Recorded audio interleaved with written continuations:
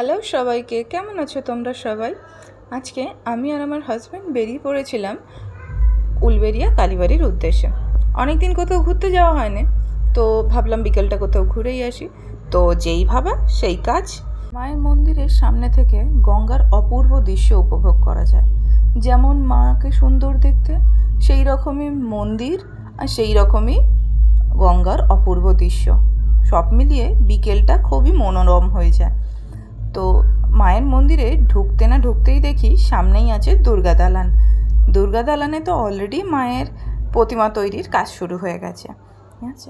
আর দুর্গা দালানের উল্টো দিকেই আছে হরিনাম তলা, যেখানে হরিনাম হয়।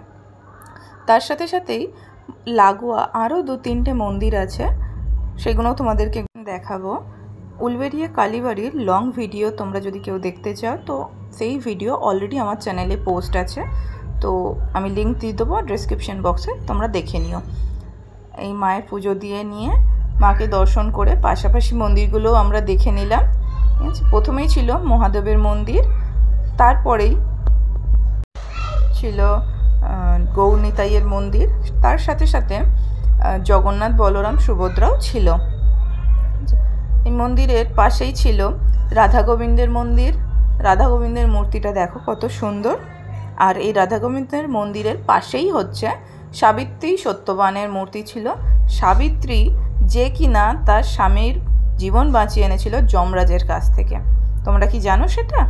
তো আজকের মতন টাটা, দেখা হবে পরের কোনো ভিডিওতে। আমার ভিডিও যদি ভালো লাগে তো প্লিজ আমার চ্যানেলটিকে সাবস্ক্রাইব করে পাশে থেকো। Tata, bye bye.